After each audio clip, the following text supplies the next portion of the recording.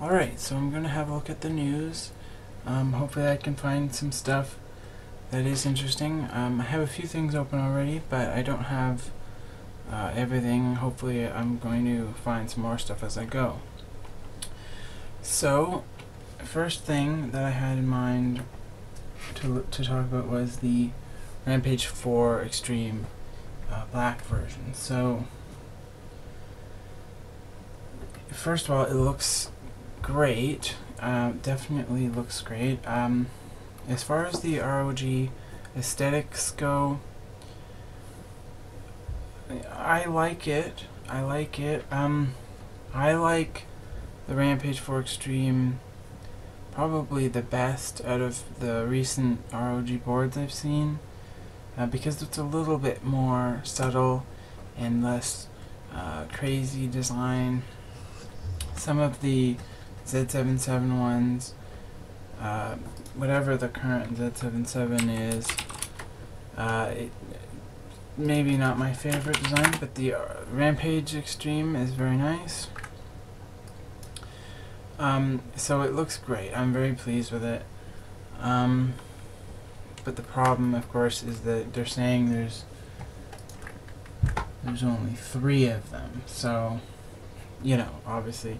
And one person did mention that the fact that the memory slot clips are still white, and honestly,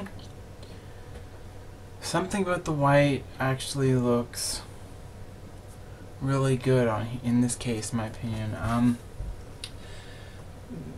Yeah, I like how the board is black, and then the Rampage 4 Extreme just under the PCIe slot is kind of a gray, and the Asus is gray, and everything's kind of gray.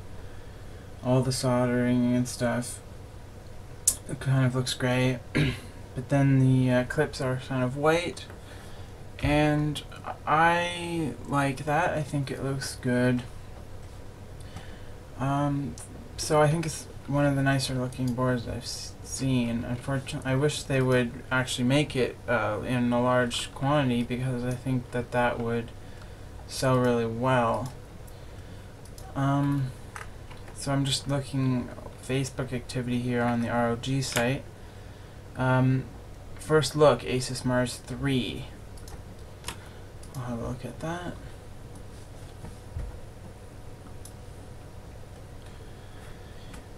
If you were lucky enough to get to the Asus booth at Computex this year in the ROG area, you'd have found this. You'd have found this, I assume is what it should say. It's another EPYC, Mars 3. Beyond the fact that it's labeled as having 8 gigs of GDDR5 and 2 GTX 680 GPUs. So the Mars 2, I guess, was 580, I believe. It feels like there's been a crazy dual GPU card from Asus, but that was the Ares 2. So they had the Mars 2 for dual 580s, and so this Mars 3 is 680. So the details are not available yet. Furthermore, the graphics. Okay, so this is not new at all, actually. This is June 2012. Don't ask me how that's recent activity. Facebook activity. Okay, so Facebook activity. It's not recent, I guess. I guess someone commented on this. So it looks fine. Obviously, that's a long time ago, and we still haven't actually seen it, so not holding my breath to actually see that. The back plate's very clean and minimal, which I like. So that's nice looking. You know, these cards are always really crazy priced and stuff like that. As far as stuff like the Titan and the 690 go, I definitely like the build quality and the design of them, but I felt the same way about the Dominator Platinum. Something about the silver. I kind of prefer black. I mean, I understand that it's built really nice and everything, but just something about silver, not totally into. I do prefer sort of an all black, but this has red on it, and I don't like red that much usually. And that's what I was going to say about the ROG stuff. I like the Rampage Extreme, and it's great, of course. But red is not my favorite, although I think they did a really nice job with it there. But on the other hand, stuff like the Titan and the 690, I don't really like that GeForce GTX big graphic that they're putting on the edge of the card, so that you see that. I don't really like the green, and so I don't really like that all that much either. So it's kind of a lose-lose as far as, you know, big cards go, because I don't really like the look of either of them, really. This is pretty nice looking. Oh, and also the 7990. I mean, the AMD reference one that they announced, that had kind of a glossy plastic for the fascia area, and glossy plastic never looks very high end to me. It always looks very sort of cheap. I don't like monitors with the glossy bezel either. I think that it's not that nice looking, and it always gets smudged and scuffed, and you get all those little scratches on it. We have in the basement the Asus whatever 3D monitor, and it is nice, but the color, you know, it gets scuffed. As far as the actual monitor goes, it's, you know, 3D is good, but the color, you know, the TN panels are never that good for color, so it's kind of washed out looking and harsh a bit. So I generally prefer just a normal, sort of a nice IPS screen, and that's what I usually use. ROG raw wallpaper, okay. 8.79 FX. This probably isn't new either. Wow, slow. Okay. Well, I'll just go to. I have Tom's Hardware here. Gigabyte announces the new Avia, AVIA Neon Air Presenter mouse. Gigabyte's Avia Neon mouse combines the functionality of Air Presenter and a mouse in an ergonomic and wireless package.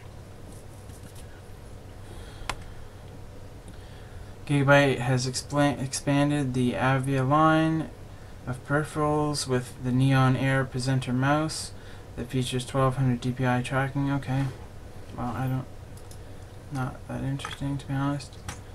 Crossfire versus SLI scaling. Does AMD FX actually favor GeForce? Okay.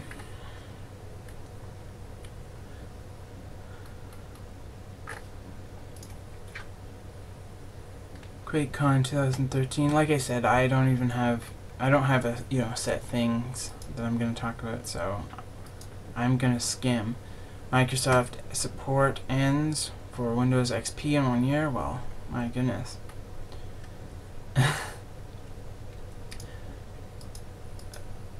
Crucial rolls out the new M500 series SSDs. Crucial has released a new lineup of SSDs, the M500. Crucial is releasing a new lineup of SSDs that will be known as the M500 series. The units will come out in 3 different form factors with a number of different storage capacities for each. For starters, we'll be seeing the usual 2.5-inch format at 7mm thin. Beyond this, we'll see the M SATA units as well as the NGFF M2 form factor, which I don't even know what that is, to be honest with you. Let's Google that and see. Alright, so that's kind of like it's a chip, and it's like a long chip, a long PCB with some chips on it. I haven't really seen that before, to be honest with you.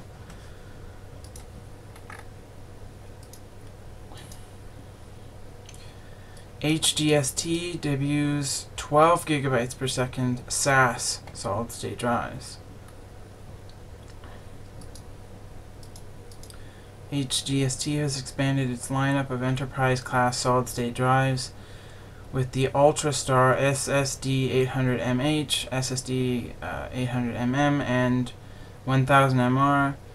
These drives are the first in the industry to offer 12 GB per second SAS interface and are designed for the most demanding applications such as high frequency trading, online banking, cloud computing, and big data analytics. Okay.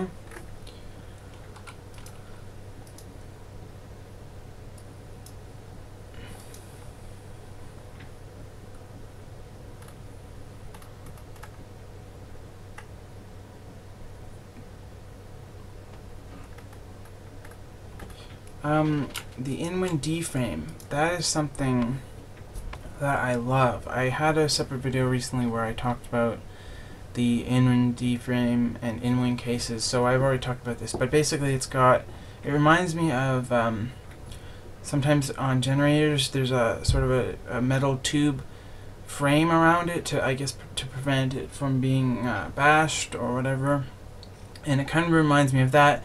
It also reminds me of those construction boom boxes a little bit, or something like that.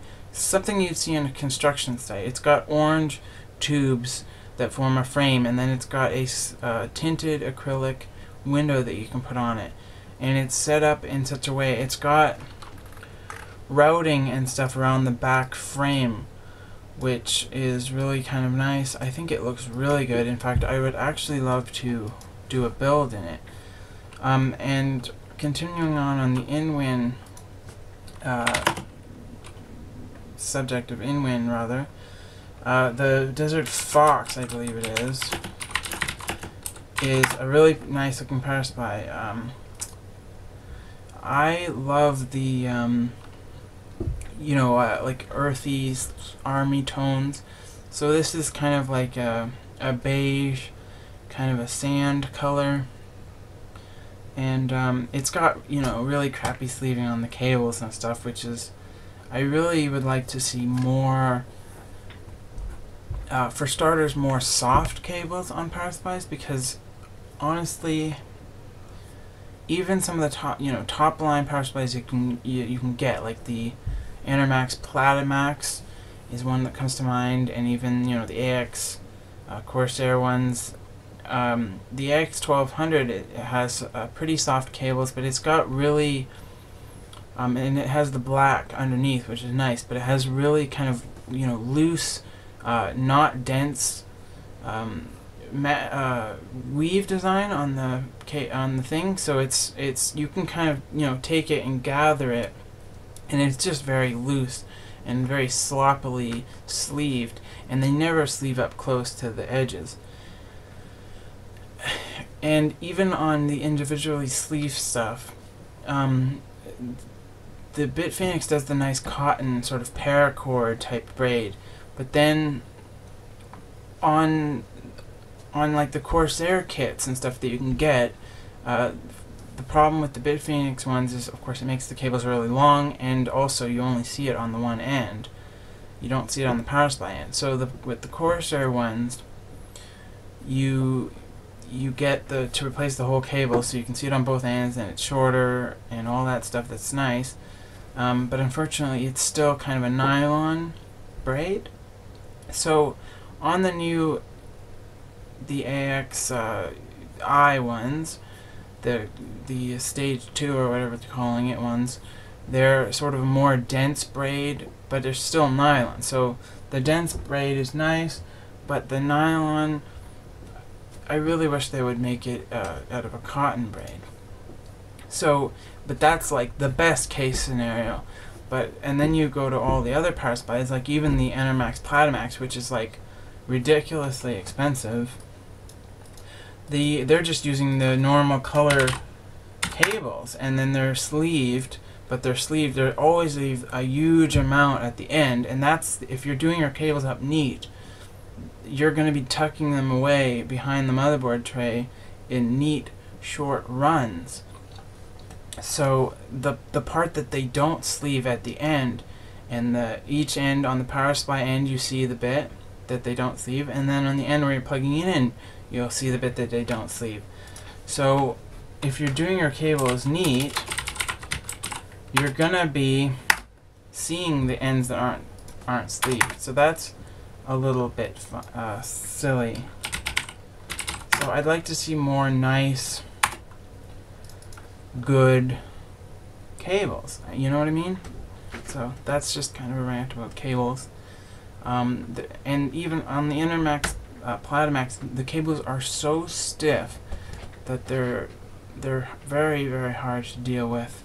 You know, running them from the video cards and just running them anywhere where you've got to turn them. They're really, really, really stiff, and they just don't feel. The actual finish on the Intermax is like it's like a crinkle. It's kind of like a paint that's kind of dried out and sort of cracked or something like that. And so there's a lot of texture, and it's got silver chips in the paint.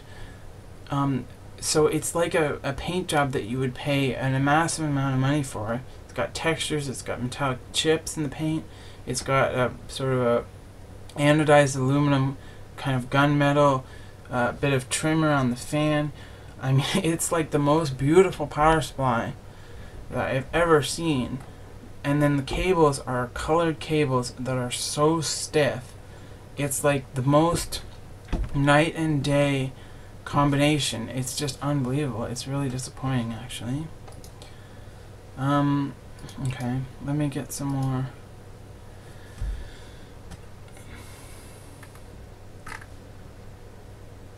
News. Okay, let's have a look at news.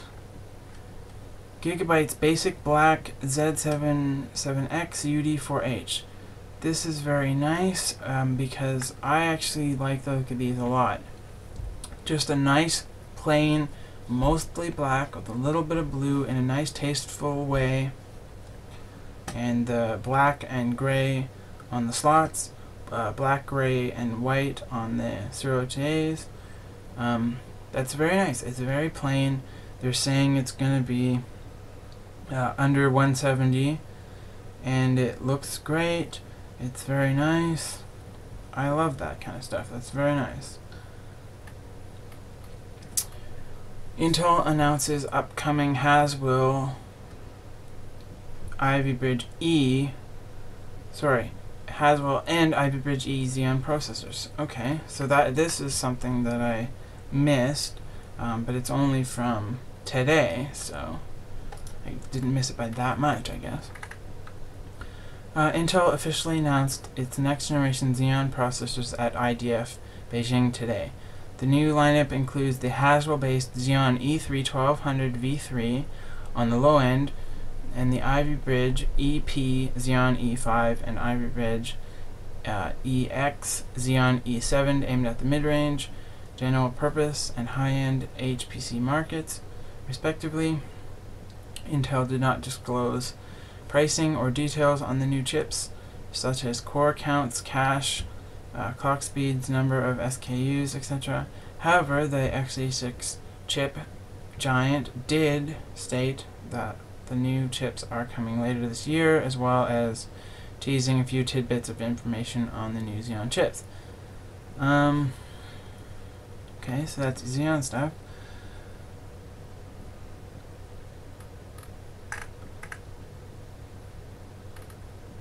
So that's Xeon chips, okay. Stream DisplayPort, okay, yeah.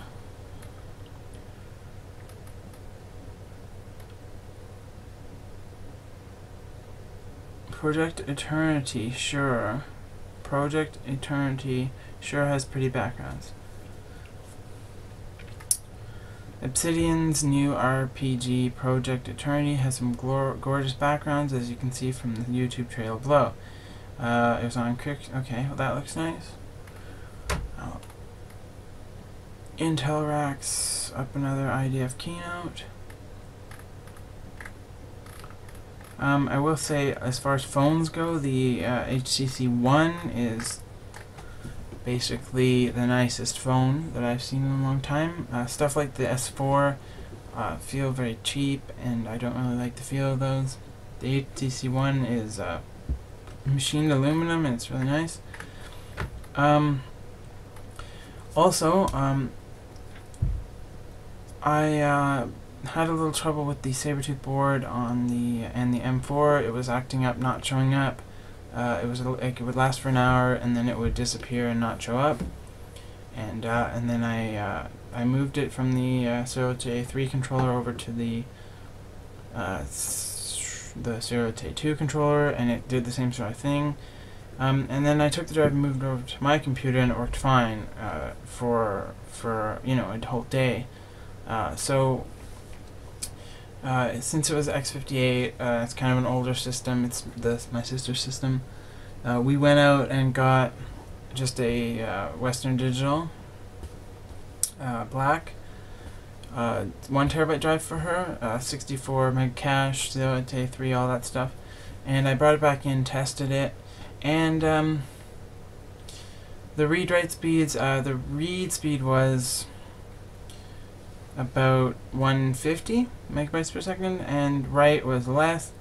I actually have a video of it so you can see. It's definitely not even close to the 3 terabyte drives. And speaking of 3 terabyte drives, this is another headline from April 9th. So Hitachi has had a 4 terabyte drive, a DeskStar, out for a long time. I remember looking several months ago for 4 terabyte drives to see if they'd come out yet, and when I searched on NCIX for 4 terabyte drives, the only one I could see was the Hitachi DeskStar. And so just recently Western Digital has released their 4 terabyte, but they're way behind the Hitachi. So when only 4 terabyte will do is the title of the thing, by Jeremy Hellstorm. This is PCPerspective.com that I'm looking at right now. PC Per.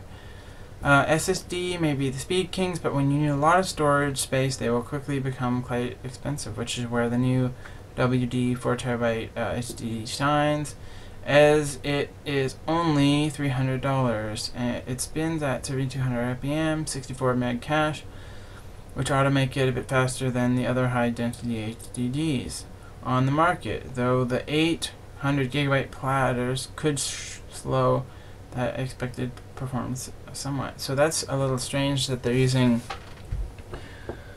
800 gig or 800 gig platters for this, because believe me, I don't know much about hard drives, but I do know that the 3 terabyte drives use 1 terabyte per platter is one of the features they were advertising for that. And we have a couple Seagate Barracuda 3 terabytes downstairs, and they do like 270 read and something similar to that write. It's pretty impressive, to be honest. I was really like, I'd never seen any kind of performance like that from a mechanical hard drive before. And even this brand new 1 terabyte I just got it's not even close. It's almost half. Hot pink audio from Thermaltake, awesome. Intel updates, Thunderbolt, okay. The router, we have the Asus, whatever it is, 66U, N66U or something. Yeah, N66U, and that's been good. I just I did a little look at it. It's pretty good quality. It has a nice finish. The finish is kind of 3D looking, and it's nice. I just set it up at first. Whatever day I upload that video is the day that I set that up, and there's been no issues with it ever since. It's just been working perfect ever since then, so I can't complain about that. I can't complain about that.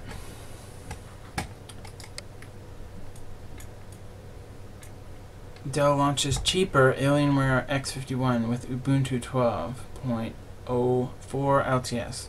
So these are like little small form factor things.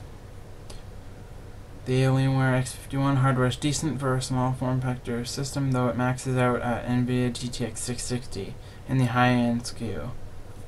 For $600 you can get X51 with a dual core i3, 322, 3220, sorry, clocked at 3.3, GTX 645, 6 gigs of DDR3, 1600 megahertz. 6 is kind of a strange number.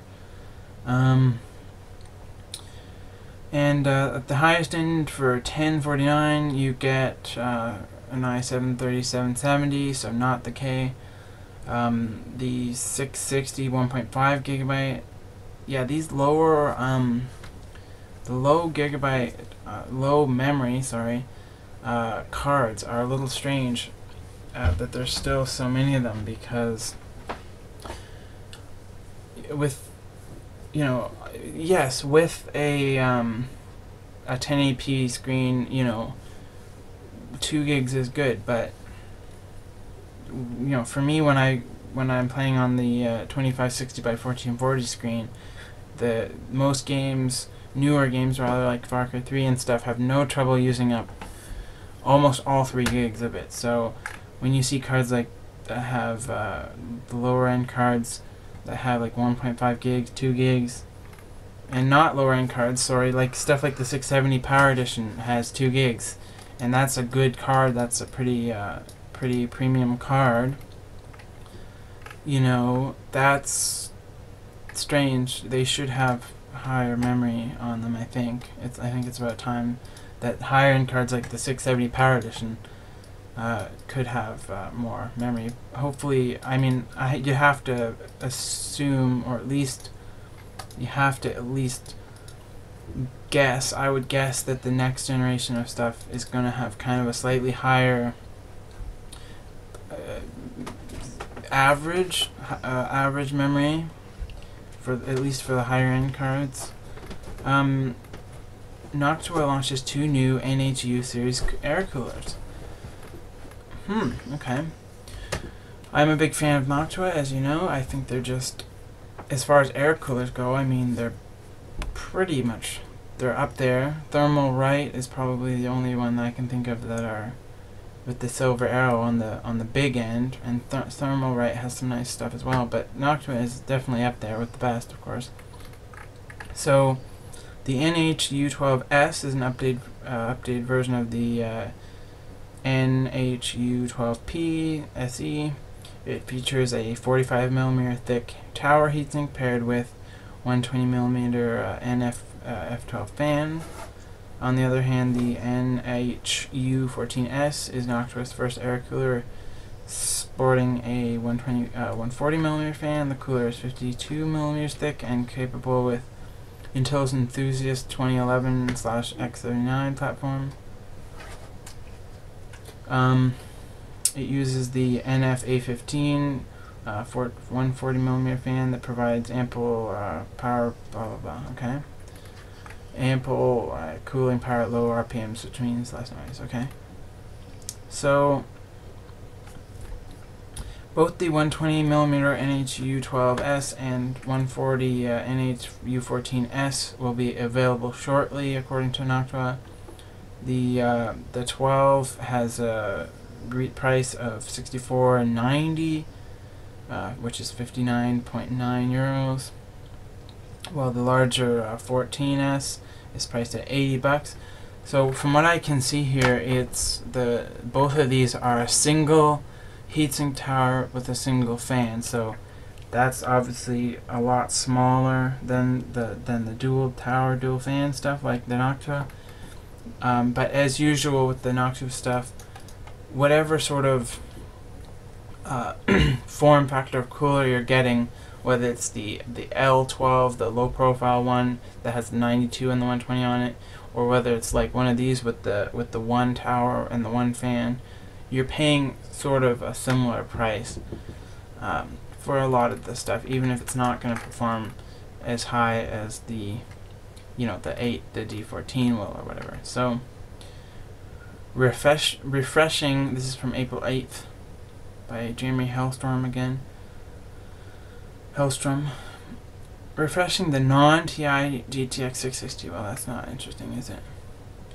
Not everyone can afford 400 plus on a GPU in one shot, but sometimes they can manage it if they purchase is split into two. For those considering multi-GPU setup, it has become obvious from Ryan's testing at NVIDIA that NVIDIA is way to go. And I assume he's talking about the frame rating. And you should go to PCPer or just Google it and look up frame rating, because he has a really good set of videos and article about frame rating. It's very interesting. He's got a new capture card and a new system of more realistically monitoring the frame rates that you actually see on your monitor. And I have no expertise to talk about this, so I'm not going to. The latest Linus Tech live stream from Friday the 5th, April 5th. Go look at that as well. Linus Tech Tips YouTube. Go to the April 5th live stream, the last live stream, and they always have annotations with timestamps. Just go to the Ryan Shrout part, listen to what he has to say, because it's very interesting. It's been a long time since I've heard kind of, like something that's really new that you've not heard of before, and something that's, even AMD and the companies kind of haven't really known about it or heard about it until just as recently as a month ago or so. So it's not that often that something really new and really sort of groundbreaking, I guess, comes up, a new technology. So that's something that Ryan Shrout has been working on for a long time, so go check out his work. It's very, very good. And you'll find all you need to know about it there.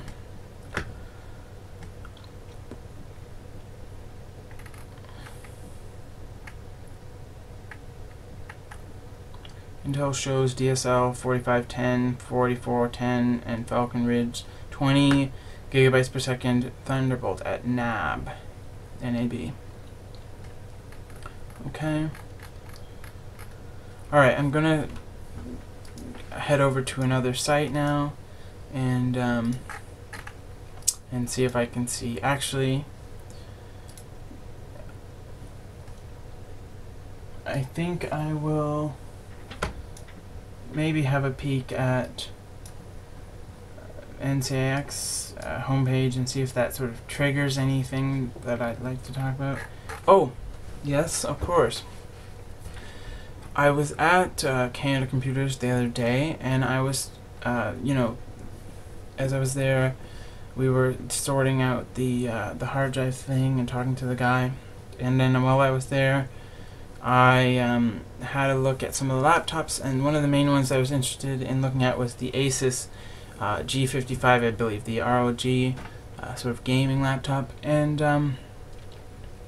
I have to say that I am pretty impressed with it. I think it's nice quality. It's definitely a big bulky thing, but apparently it's very, very quiet, and so that's one of the upsides of being bulky, is that you can put a better cooling system in it, and then that can be more quiet.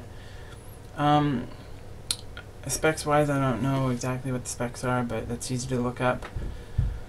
But just build quality wise, the rubber touch material, it reminds me of the Bitfinex cases have that, and a bunch of stuff has that, and that's nice. The build quality was solid. The keyboard didn't have a lot of flex in it. The keys felt nice. I did play a little bit of something from YouTube on the speakers, but it's hard to really tell, in a big place, and it's noisy. But it was clear, fairly clear, nice treble and sort of mids, if you want to call it that. And that's, if you've got sort of muffled treble on a laptop, that's not nice. At the very least, it's nice to have clear treble. And so the overall build quality, it was solid. It didn't have the battery in. They always do that for display models, at least at Canada Computers. So without the battery, they all feel a little more light and kind of flimsy than they would when they have the battery in, because the battery adds a lot of weight to it. But even without the battery, it was a good weight. It felt solid. didn't have a lot of flex to it. It looked good. I don't know the specifics of the screen, but one thing I would like to see is less, lower resolution screens, and 1080 is good for laptop, but I'd like to see more like Retina level stuff. And speaking of that, the Sharp has the new 31.5 inch 4K display, and that's really nice looking. Obviously that's really expensive. Yeah, so that's good. I like that. I had to look at some of the Lenovo stuff, and that was pretty good too. And that was good. I'm trying to think of what else I saw. Oh, yes, of course. Keyboards. So I had, as you probably know, if you've seen my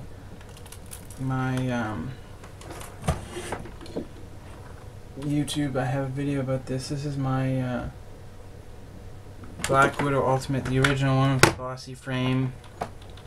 And I had a broken F1 on it, so I got a blank for that. And then while I was at it, I liked the arrows and the WSD to be a bit contrast, different color. So I got light gray, which is pretty much white for WSD and arrows.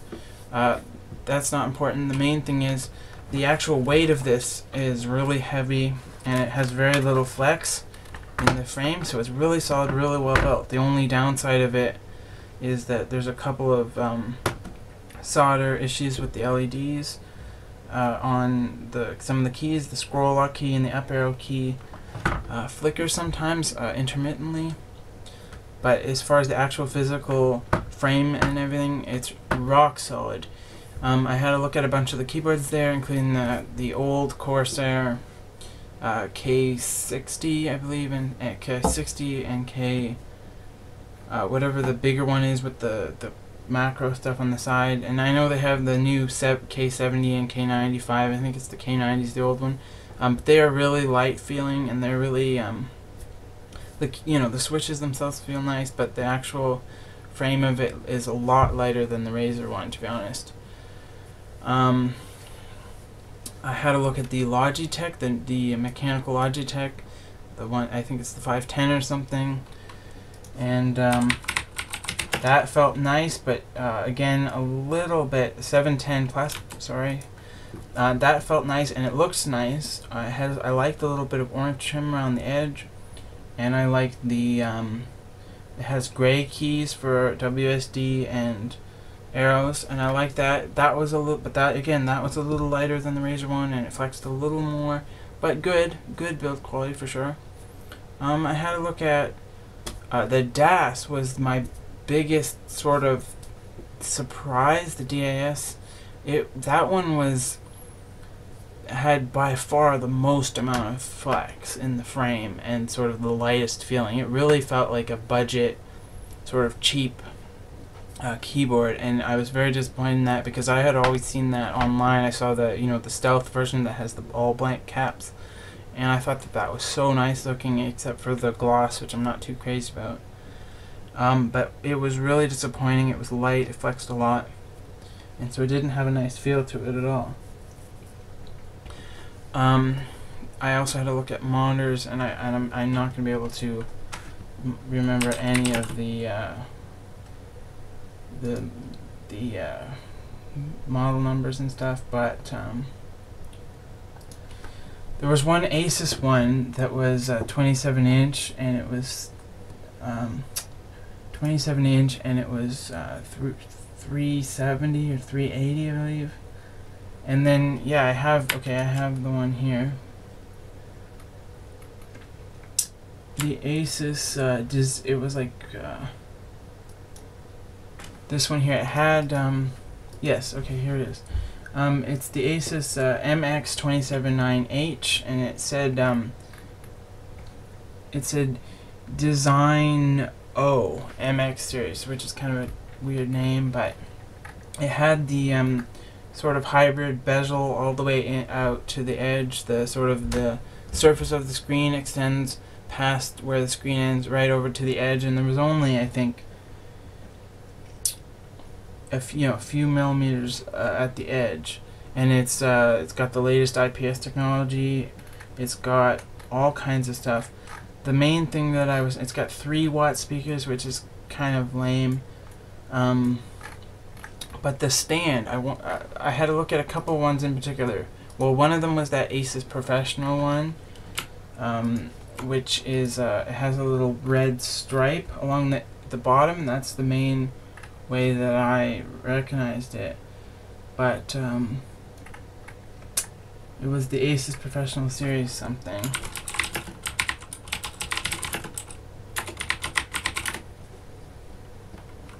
'24. Yes, this is it here.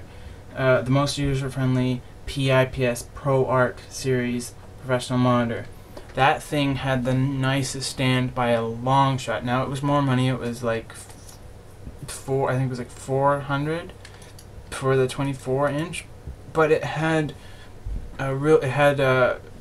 little notches all around the frame, the bezel for measurements.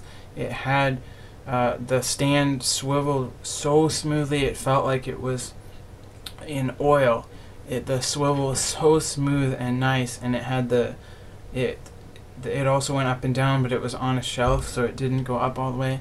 But as far as just swiveling it up and down, swiveling it on an angle, it was such a good quality stand, and it looked really nice. So that the Asus PA 246Q is if I was looking for something, I would be looking really closely at that, because it looks, apparently it's supposed to be pre-color calibrated, 10. It's got 10-bit lookup table. It's got all kinds of stuff. Apparently it had more accurate colors and all that sort of professional stuff. It does the portrait swivel thing. Great. It just quality-wise, it was great. And then the middle one, the middle one was the Asus MX279H. That was 27-inch IPS for $370, and that one didn't go up and down. The stand didn't go up and down, but it did the angle tilt. But the angle tilt felt really nice. So the stands felt sturdy and strong, and the tilt was really smooth and had just the right amount of resistance on it. And then the worst one by a long shot, it shockingly bad, because it's $360, so it's only $10 less than the Asus one, was the Samsung S27 B3508, so 27-inch. It's the one that has, I'm sure you've seen it, the big glossy bezel, and then it's got for the stand, it's got like a glossy little stand that is clear plastic, and then it's the actual base of the stand is black, but then the part that's holding the monitor up is clear, and it was shocking how cheap that felt. When you went to tip it, it would creak, and it wasn't smooth at all when you went to tilt it. It was like stuck. It felt like it was stuck when you went to tilt it, and the seam between the base and the actual monitor felt like it was just gonna break. It was like you could barely even tilt it because it was so cheap feeling. And then the actual monitor itself, if you just wobbled it a bit, it would wobble so much. So that was shocking compared to the Asus 27-inch, and the Asus, the one felt the swivel. They're both stands that don't go up and down; they just do the tilt. But the Asus one tilted so much better. I can't even express how much nicer it is to tilt. So that was pretty. And I also had a look at those Samsung ones that have the leg on one side and then it's all empty on the other side, and those were really floppy and flimsy as well. So it was very disappointed in that stuff.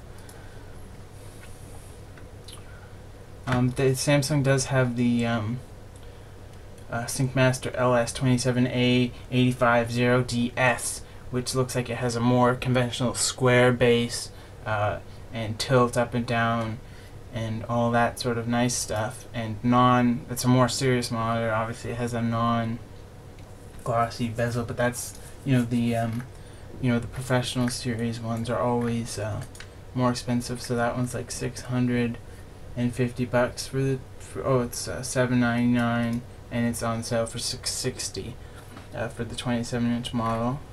And that's the higher resolution as well, I'm sure. Yeah, it is. So that's the other thing. I mean, 1080 for gaming, of course, 1080 is fine.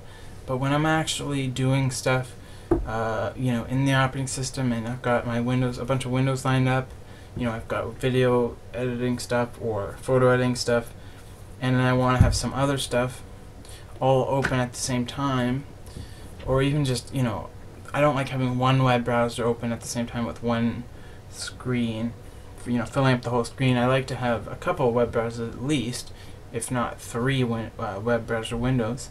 So I find that just a single 1080 screen is really, really kind of not that nice. One thing I will say, and I want to say, the LG IPS 23IP, that is literally $160 for a 23-inch, and it's IPS.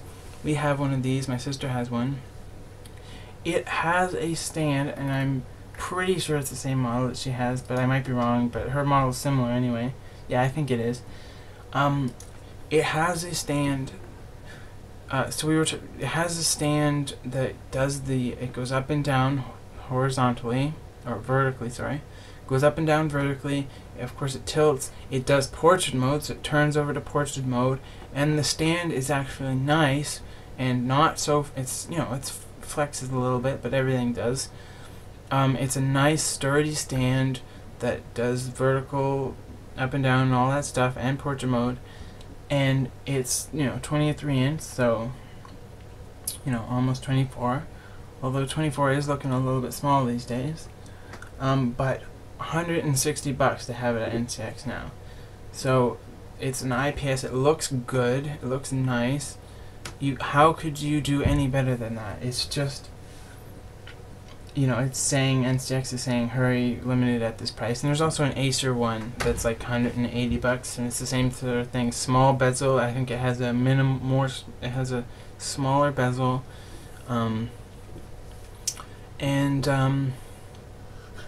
Yeah, so there's some, for the sort of 23, 24 inch size, there are some really nice and really cheap options out. I mean, it's kind of unbelievable in some ways because,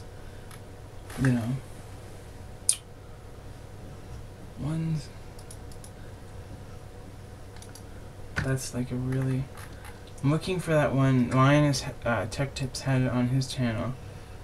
It was an Acer, I believe, and it had a small bezel, and it was IPS. I think it was 23 or 24 inch, 23, I think. And it was like $170 for the 23-inch IPS. So that was a similar sort of deal to the LG one, but the LG is even a little cheaper. But yeah, there's all kinds of nice deals for the LED IPS screens, LED backlit, LCD screens, and so that's nice. As well, as far as cases go, the 900D obviously is the thing that's like people are talking about these days.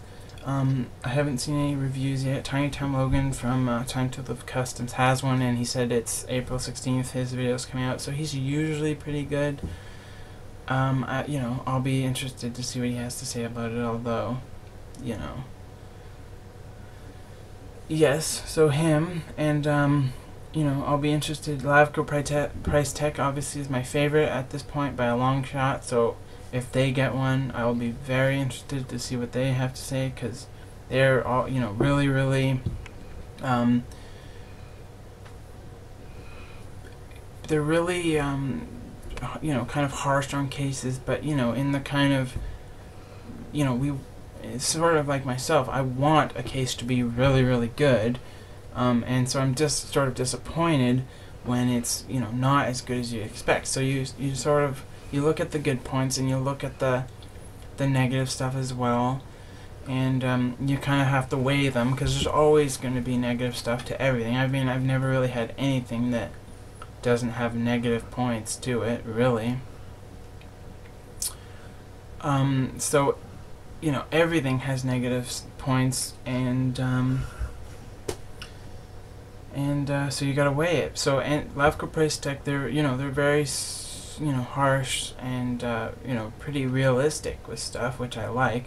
And in fact, it's their review of the Inwin Buck that actually sort of got me looking at Inwin with a new light and saying, you know what, Inwin actually does make some nice, solid products for good, sort of budget prices. And speaking of budget prices and cases and stuff, Gigabyte had a new sort of budgety case that looked kind of common, like the type of thing you've seen tons of times before. I'm trying to look at Gigabyte's site and I'm not even seeing.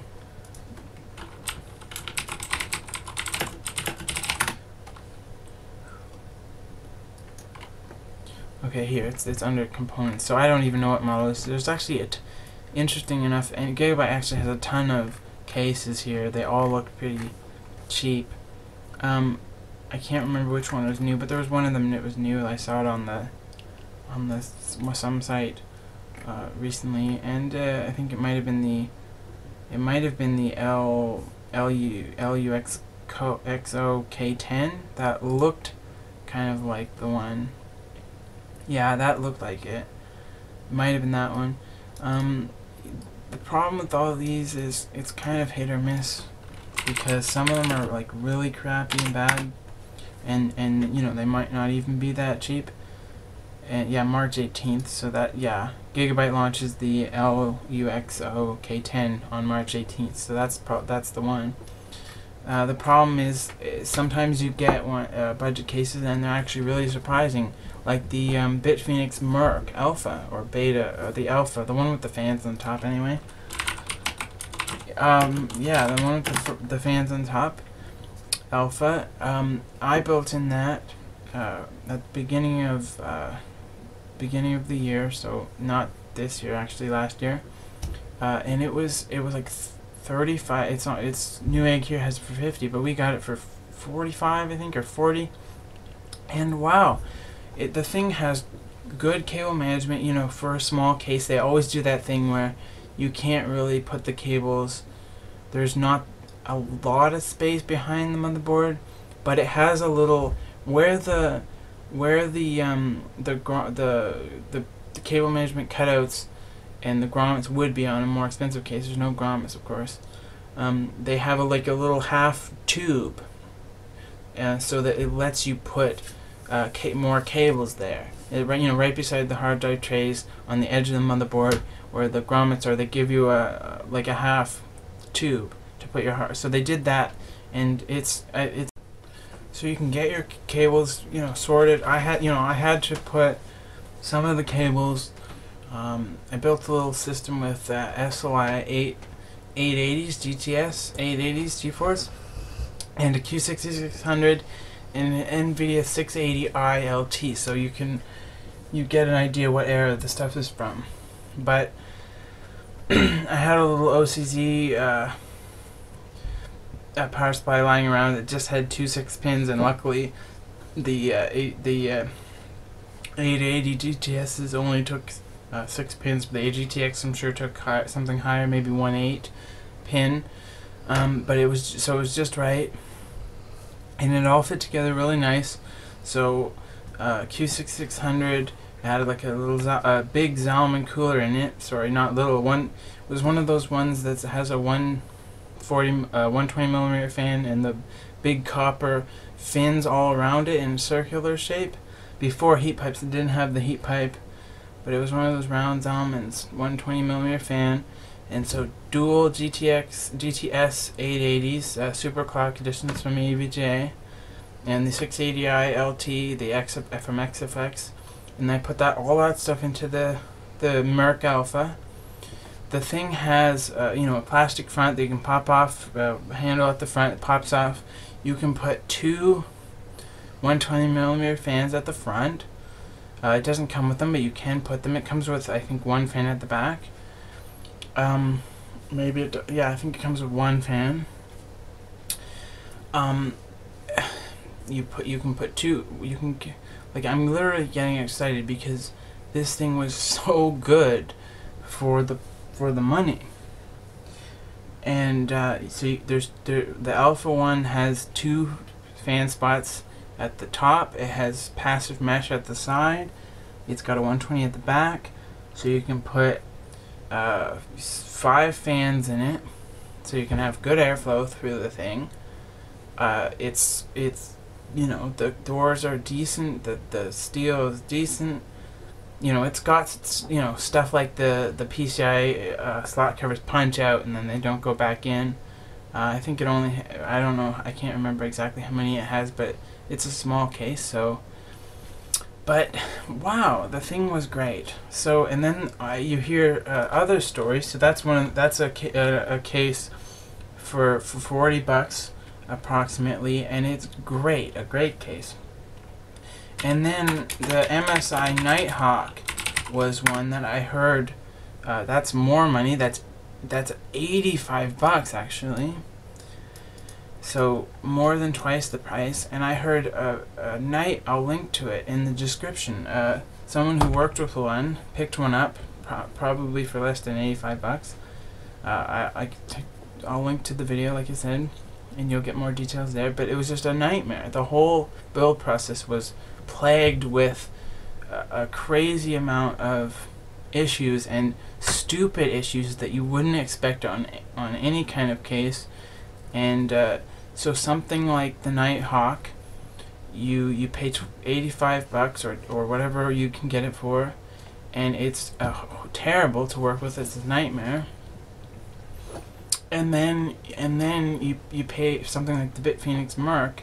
You pay half as much, $40, and it's a dream to work with. So it's really budget, anything under $100, I'd say. It's hit or miss with it. So you need to sort of, you know, find a review, if you know someone who's good, you know, good, or you know, or you find like a real person who's done a build in it and worked with it. Also, I'll just head over to Facebook now really quick, onto the Corsair page.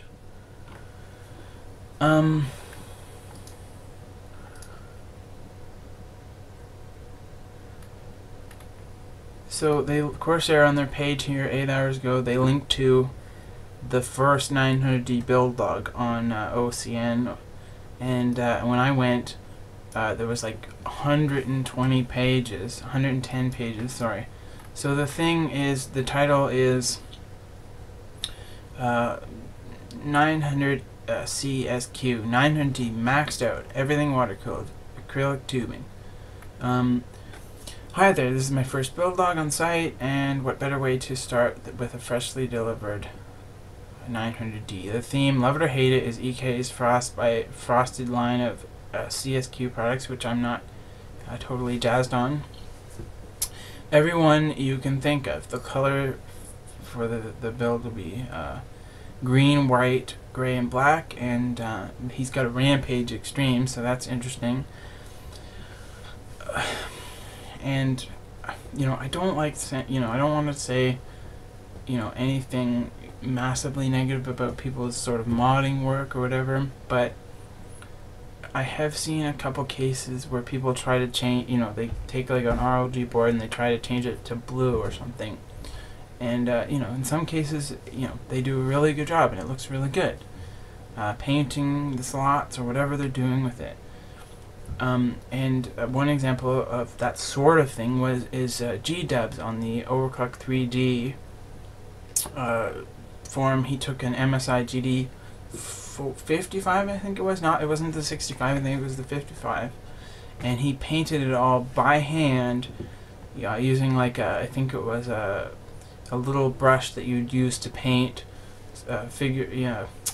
figurines, you know, like little statues, models. Sorry, little models. And he painted everything black, and it looked, and even the little caps, the little blue caps on the whatever those are, he painted those black too. And usually those are always blue. Even on my Empire board, it's all black, but those are blue still. So he did a really nice job. But then there's some people that just, you know, they don't do such a good job on it, and it kind of ends up looking, you know, kind of, you know, just it kind of, you know, it looks, it ends up looking, you know, as good as the job you do, of course. So you've got to be kind of careful. So here's this. So there's gonna be 2 separate loops. It will consist entirely of a custom acrylic tubing instead of regular hose tubing, so I'm not entirely sure what the main difference there is. Of course, at some point during the build, I realize, sorry, of course at some point during the build, I realize I'm going to have to use regular hose, but I will try not to. In addition to the acrylic, lots of bits, power, rotary, and rotaries and extenders will be used, blah blah blah. Okay, so 2 loops, 1 CPU, MOBO, RAM, and 2 GPUs. In general, I lead a busy life, so this won't be one of those build log that has a picture and description for every screw I mount. However, I will be frequently update with photos when needed and go into detail on a lot of general ideas for the build and the case. So the 900D, I haven't, you know, I haven't had hands-on, haven't seen it in stores or anything yet. I will say that I like the look of it a lot. I can't even explain how relieved I am, or sorry, relieved is not really the right word, but how glad and pleased I am to see a really proper, good window that covers everything, right from the top, right to the bottom, and towards the front as well. That I love. I love a big window. I dislike the window on the 650D just because it doesn't show enough. And you know, the front minimal panel is nice. The thing they did where the opticals they extend all the way over to the, you know, case is wide, and then they extended the optical bay covers right over to the edge of the case. And then if you're gonna put an optical in, I mean, please don't, but if you're gonna put an optical or something in, then you take that out, and there's kind of some edges behind that, and something like that. And so that's nice, because someone like me, I'm never going to be putting an optical in, so I would just leave, you know, all those covers on. And they were talking about how, you know, Linus's 900D video at CES. He was talking to the guy at Corsair, and he was talking about how they were trying to leave out stuff like the fan controller and, you know, unnecessary stuff that you're if you want something like a fan controller, you probably want to buy your own, and so they want to just leave it out. And you know, if they put one in, it wouldn't be, you know, what you wanted necessarily. So he talked about leaving stuff like that out, frivolous stuff, and focusing on the main features of the case and putting as much resources towards the main features of the case as possible. And I think that is good. I think that's a good approach to take. So I think it's gonna be like $350 or something like that. And you know, there's like, you know, endless rad options. It's got a nice basement with that nice mesh that I like. It looks good. The top of the case, 3 fans at the front.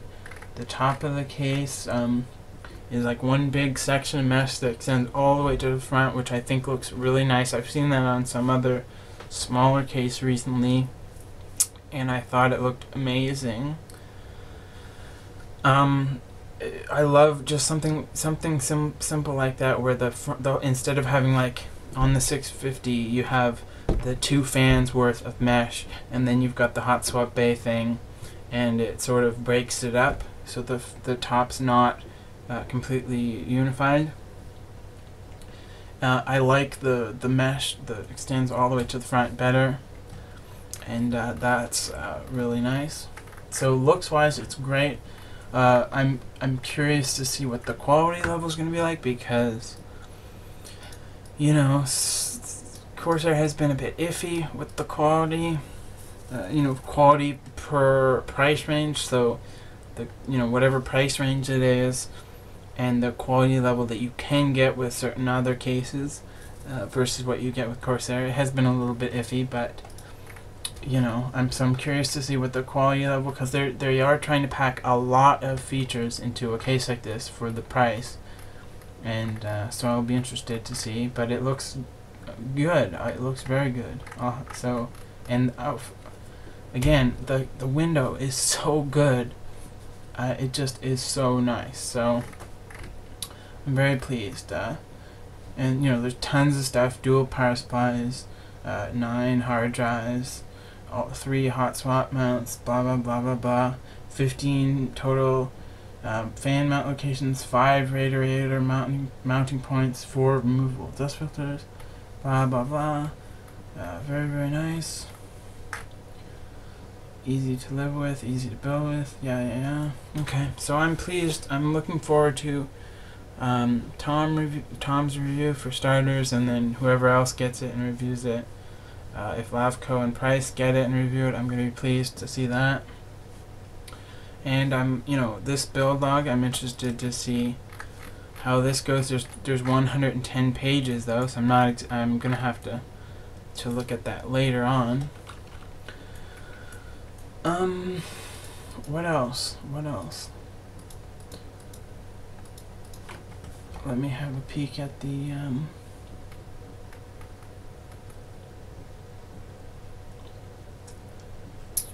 some of the other keyboards I saw was the CM Storm ones, which are pretty nice, and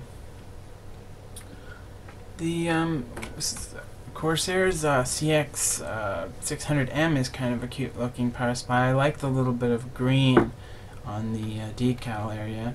I know something like the decal area on the side of the power supply is a small detail, but I basically I like the AX because it has nice gold, which I like. I think that the gold's nice.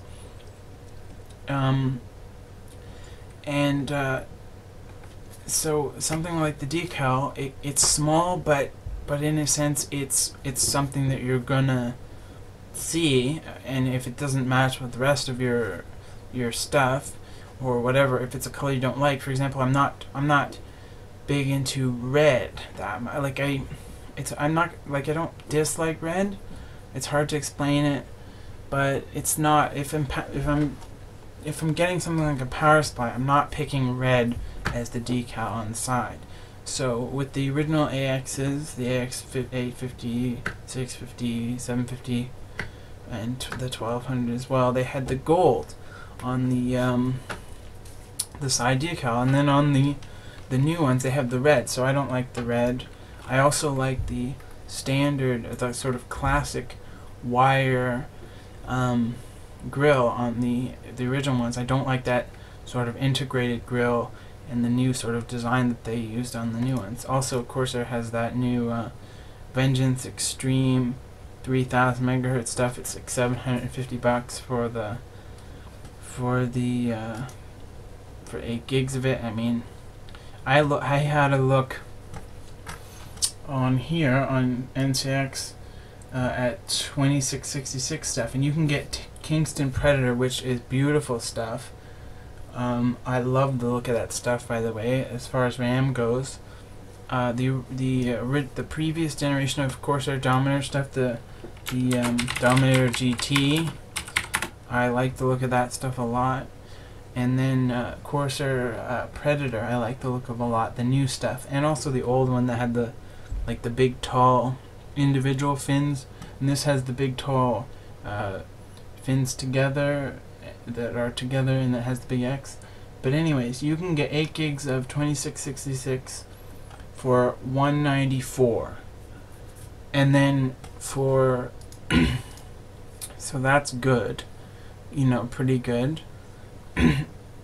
and then it's $750 for the 3000. So the 3000 is obviously more. At this point, it's for records and stuff, and it's also the Vengeance low profile heatsink. So that's a little bit iffy looking.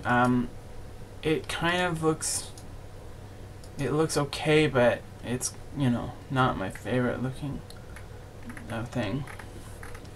Also, Linus had a video on the Silverstone 1000 watt that with some nice individually braided cables, and I honestly I had the video queued up to watch, but then I didn't get to watch it. So it says the best PSU cables, and I'll have to, I think if those are individually braided cables that are cotton braid, like I mentioned earlier, I'm gonna be very pleased with that, because I would like to see that a lot.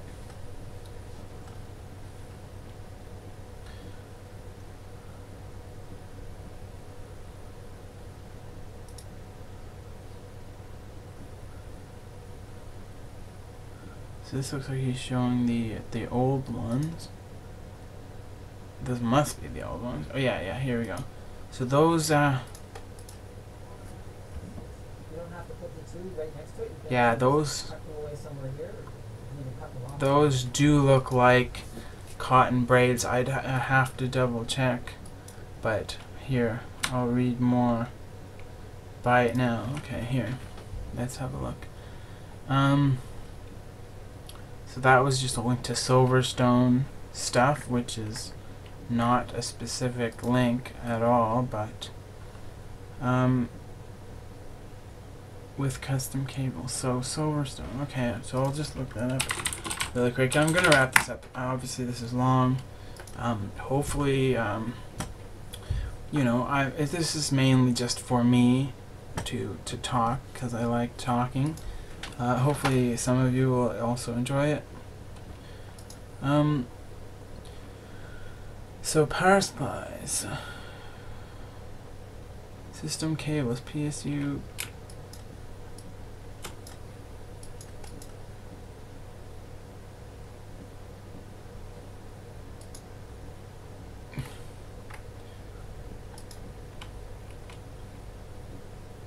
Yeah, so those look like a cotton braid, so that's really nice. I've also heard someone on the forums say that when you're sleeving your own cables and you're popping all the pins out, the Corsair ones are a bit you know, kind of low quality, and they're kind of iffy.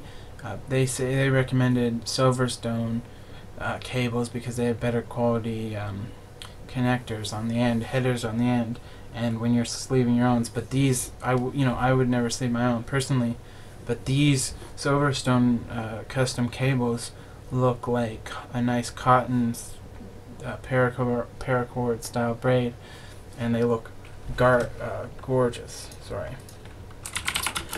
One thing I wanted to say, I'll wrap up with this probably, the Antic P280 white window. So this thing is so nice looking. I'm not the biggest fan of Antic, I'll be the first to admit it.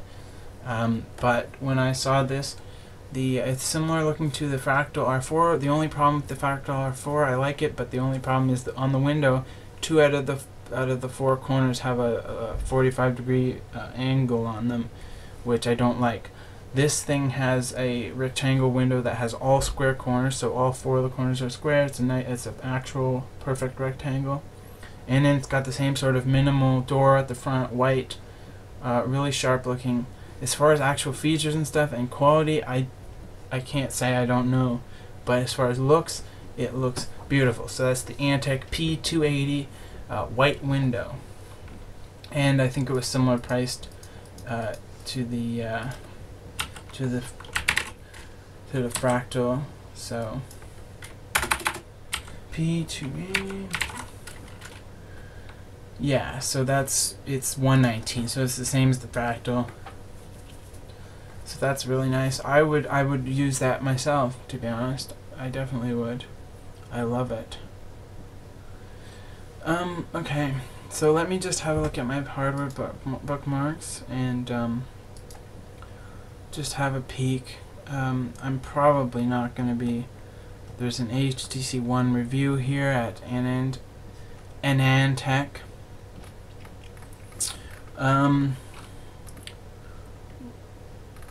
Yeah, I mean, it's hard to like find stuff on the go that I want to talk about. I'll tell you one thing I don't like, which is that new Asus mouse. The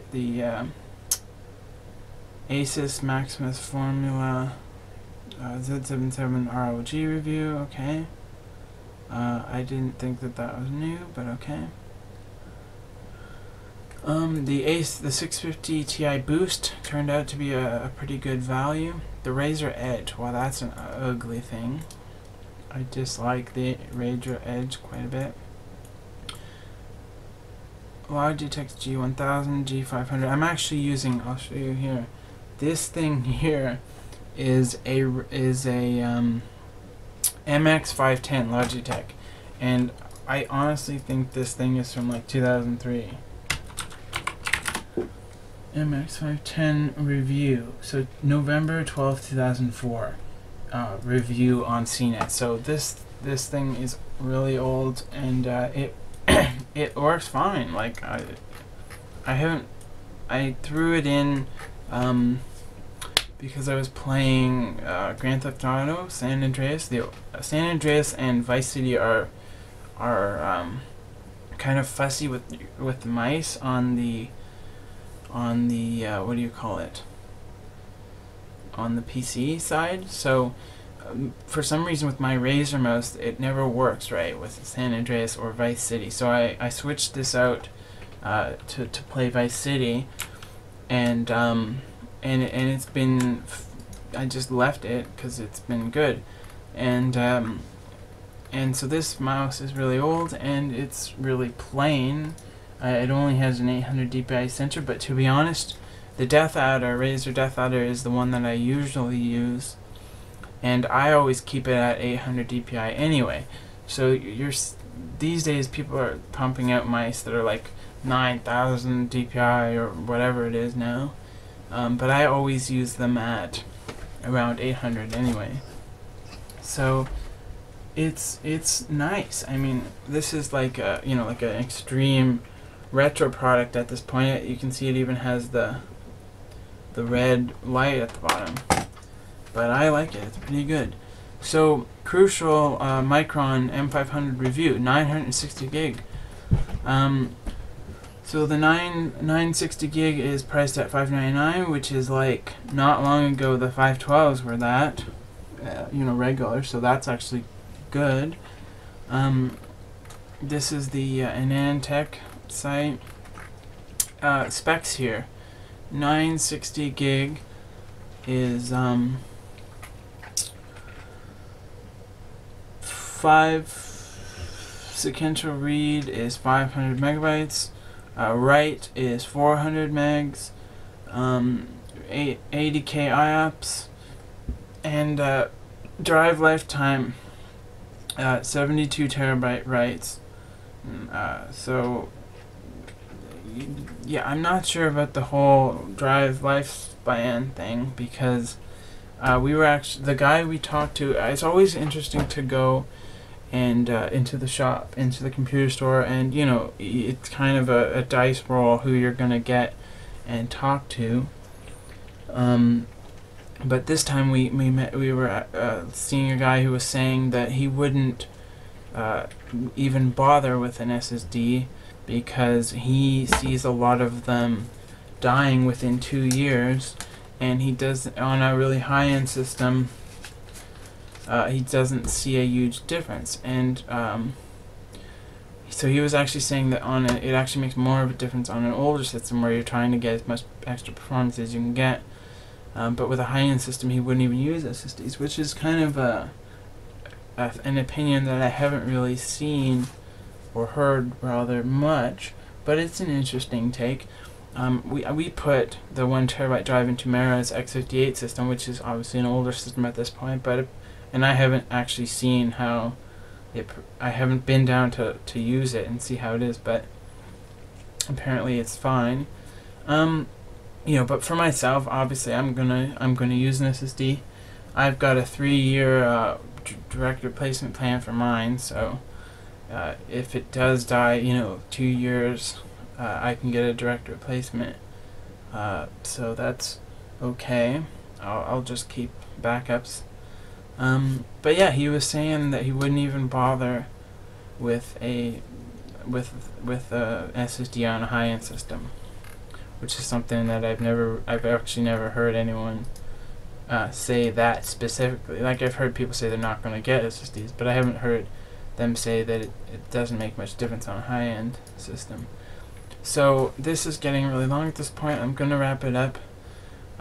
Next time I do this, I'm going to first of all find some more sites that have news and stuff, and as I go through like my Facebook page and stuff, I've got liked pages, and I see news stuff.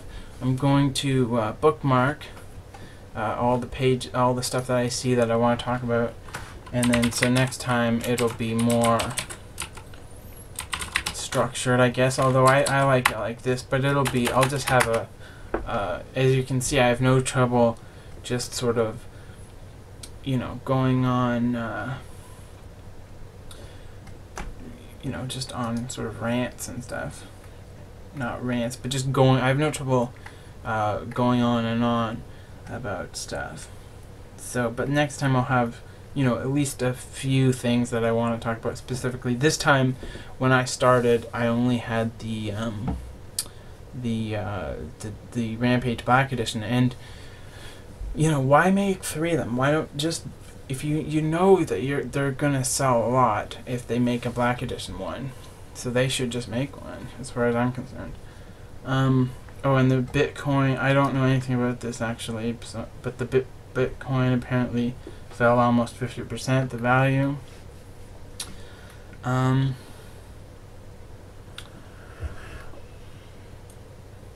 Thermaltake Water 2, apparently that has a thicker radiator, so that's actually one of the better performers.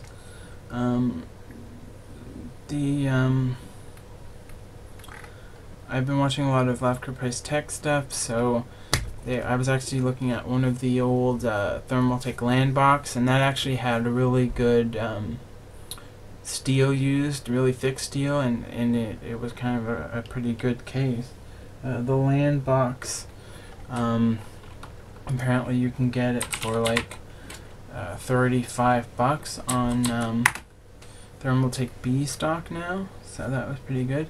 Also the Hyperkin Superboy portable NES thing, that looks pretty good. Lavka Price have a review on that, which I haven't watched yet, but it looks like a pretty cool, like a retro looking, nice looking handheld NES game player.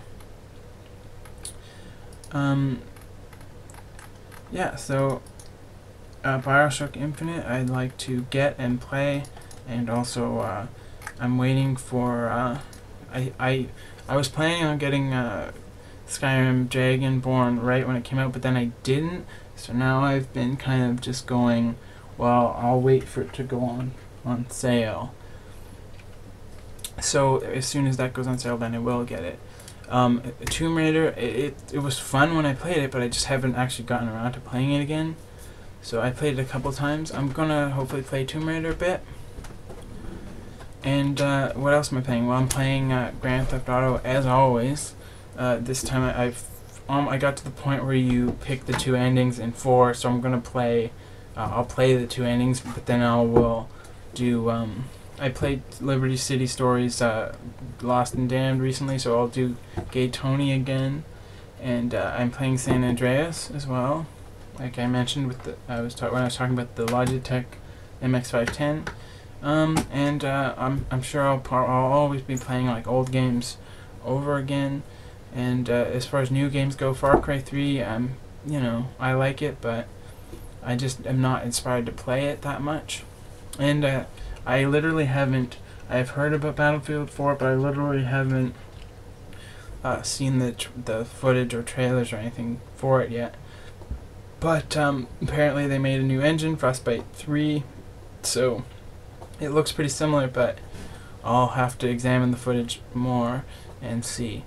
So, as far as games, yeah, I mean, I played Crysis 3 a bit. I have a hard time kind of getting involved heavily in games. I play it and then I never go back and play it again. So Resident Evil 6 I want to play as well, and Borderlands 2 as well. So all of these are games I haven't bought yet, but I do want to play them. Alright, so this has been my sort of news slash general tech hardware talk or whatever, and I will be back tomorrow with more videos or whatever. I just put videos up all the time. I made someone on Tumblr asked for a video of the Banshee Morphine, my mountain bike, and so I got the the camera out and the stand. Went into the garden. I filmed the Banshee Morphine video today, and I'm going to upload it. So keep your eye out for that, and I'll be back with more videos and stuff. So just constantly keep your eye out on the channel, and tell if you have anyone who you think is going to be interested in this type of thing. Extremely long talks about hardware, or there's quick clips and stuff as well, and personal life stuff too I've been doing. So if you have anyone would be interested, please share it, and thank you. So goodbye, and good night, and goodbye, and all that stuff.